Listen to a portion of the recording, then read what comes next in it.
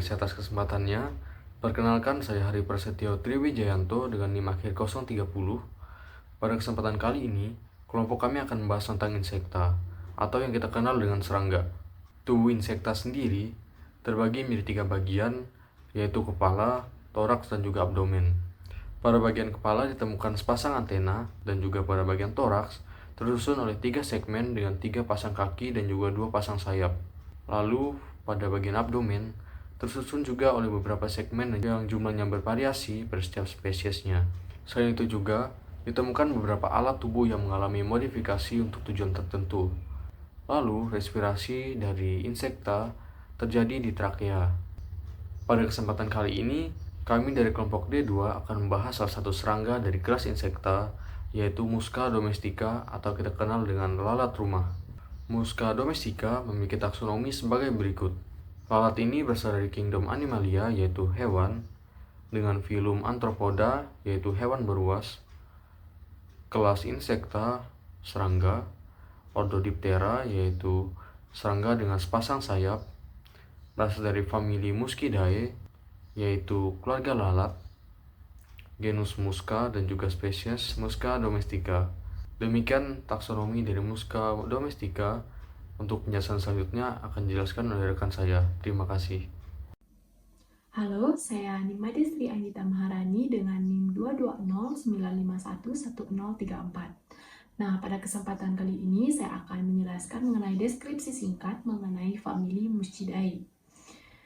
Nah, pada famili Muscidae ini, proboscisnya berkembang dengan baik, dengan ciri-ciri lain tidak mempunyai rambut hipoflora atau yang disebut cupping posteroventral thorax, walaupun ada sedikit rambut-rambut kecil. Nah, terdapat lebih dari 60 spesies lalat dalam genus Musca. Yang paling dikenal yaitu Musca domestica atau lalat rumah, yang tersebar di seluruh dunia dan terbagi 2 dalam subspesies yaitu Musca domestica copiporips dan Musca domestica caleva. Musca domestica atau lalat rumah atau sering juga disebut dengan housefly merupakan salah satu spesies serangga yang banyak terdapat di seluruh dunia. Sebagian besar 95% dari berbagai jenis lalat yang dijumpai di sekitar rumah dan kandang adalah lalat jenis ini.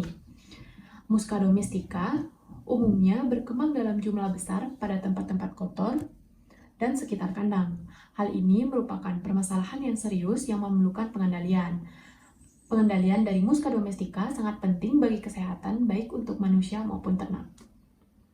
Sekian dari saya, terima kasih. Saya Sang Ayu Putu Aura Setianingsih dengan NIM akhir 043 dari kelompok D2. Di sini saya akan melanjutkan penjelasan berikutnya. Musca domestica dimasukkan ke dalam kelompok Arthropoda atau binatang beruas. Nah, Musca domestica memiliki kerangka luar atau exoskeleton yang mengandung kitin. Dan kitin ini dapat mengelupas apabila tubuh Musca domestica itu berkembang. Nah, Musca domestica sendiri berukuran sebesar biji kacang tanah dan berwarna hitam kekuningan. Musca domestica jantan berukuran panjang tubuh sekitar 5,8 sampai 6,5 mm dan Musca domestica betina berukuran panjang tubuh sekitar 6,5 sampai 7,5 mm. Lalat ini secara umum punya ciri berwarna kelabu. Tubuh terbagi menjadi 3 bagian, yaitu bagian kepala dengan sepasang antena. Lalu ada bagian toraks dan juga bagian abdomen.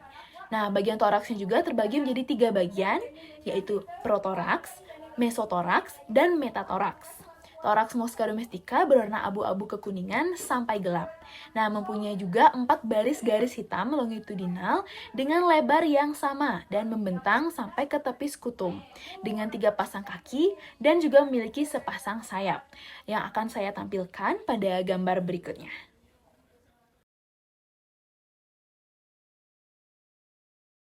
Halo semuanya, perkenalkan saya Grace Febiola Sinambela dengan NIM 22095111047. Kepala Musca domestica ukurannya relatif besar, yang dimana pada jantan memiliki 2 mata majemuk yang bertemu di garis tengah. Sedangkan pada lalat betina memiliki 2 mata majemuk yang terpisahkan oleh ruang muka. Adapun tipe mulut lalat ini adalah sponging yang disesuaikan dengan jenis makanannya itu berupa cairan. Bagian mulut lalat ini digunakan sebagai alat penghisap makanan yang disebut dengan labium. Bila kita perhatikan pada labium dari muska ini, di ujungnya itu terdapat labella yang menghubungkan antara labium dengan rongga tubuh atau hemocoel. Terdapat juga bercak gelap pada ujung posterior abdomen yang ditandai dengan warna dasar kekuningan, serta didapatkan garis hitam di bagian median yang difus sampai segmen keempat. Nah, pada lalat betina, di samping ciri tersebut juga terdapat garis hitam yang difus di kedua sisi abdomen. Halo semua, sebelumnya perkenalkan saya Komatris Jayani dengan NIM akhir 032. Kali ini saya akan melanjutkan penjelasan dari rekan saya mengenai sayap Musca domestica. Kebanyakan ordo insecta atau serangga ini memiliki dua pasang sayap atau biasa disebut dengan diptera, dan sayap ini biasanya mengalami artikulasi pada mesothorax dan metathorax. Sayap sendiri ditopang oleh rangka yang disebut dengan vena dan merupakan tabung primitif atau trakea yang berfungsi sebagai rangka yang menyokong secara memanjang dan menyelang dan menstabilkan sayap serta dapat membawa hemolim dan saraf.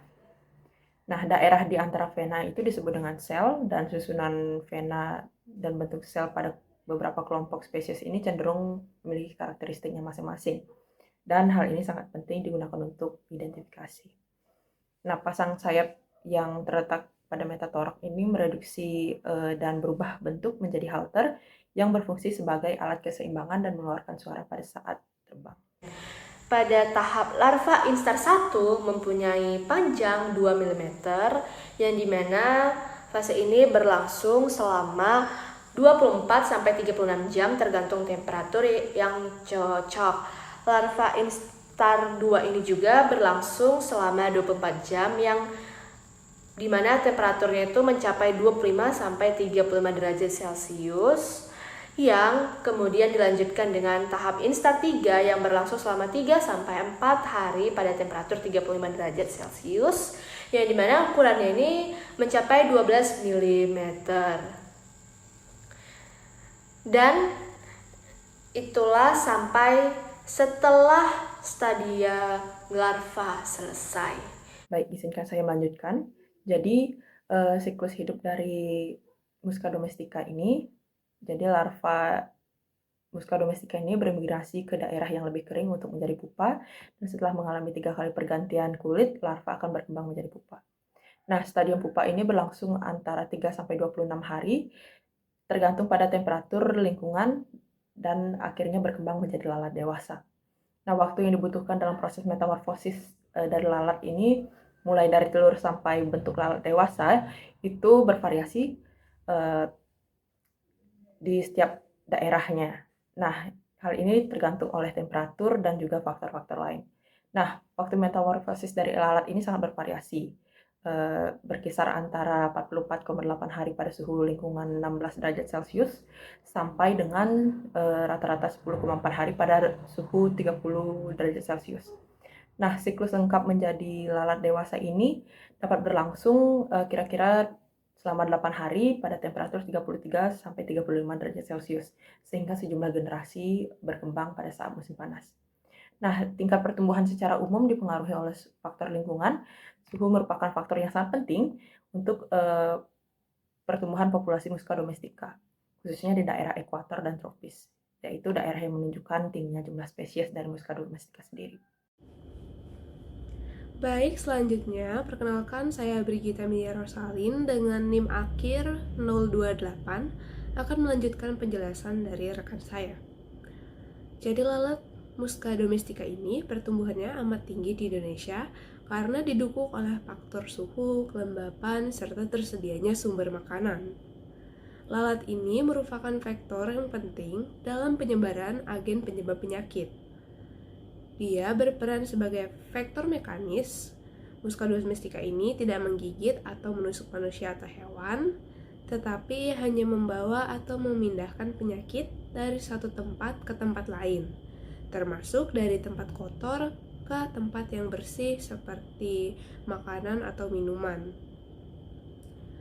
Lalu, Musca domestica ini juga bukan merupakan parasit obligat atau parasit yang hidupnya mutlak sebagai parasit, melainkan Musca domestica ini adalah parasit fakultatif, yang berarti ia adalah parasit yang dapat hidup bebas atau hidup sebagai parasit.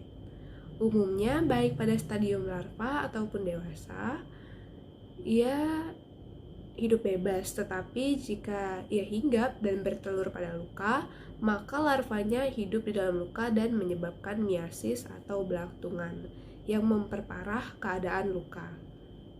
Selanjutnya akan dijelaskan oleh rekan saya. Terima kasih. Halo semuanya, perkenalkan nama saya Sasha Shalom Stephanie Senduk dengan NIM akhir 048. Di sini saya akan melanjutkan presentasi dari rekan saya, yang dimana saya akan menjelaskan mengenai bagaimana sih lalat rumah bisa menyebabkan penyakit. Jadi sebenarnya lalat rumah dikenal hanya dapat menyebabkan penyakit secara tidak langsung karena perannya sebagai faktor mekanik atau perantara dari berbagai penyakit. Nah, yang kita ketahui kan lalat itu akan berkembang biak pada media berupa tinja atau feses, karkas, sampah, kotoran hewan, dan limbah-limbah buangan yang banyak mengandung agen penyakit.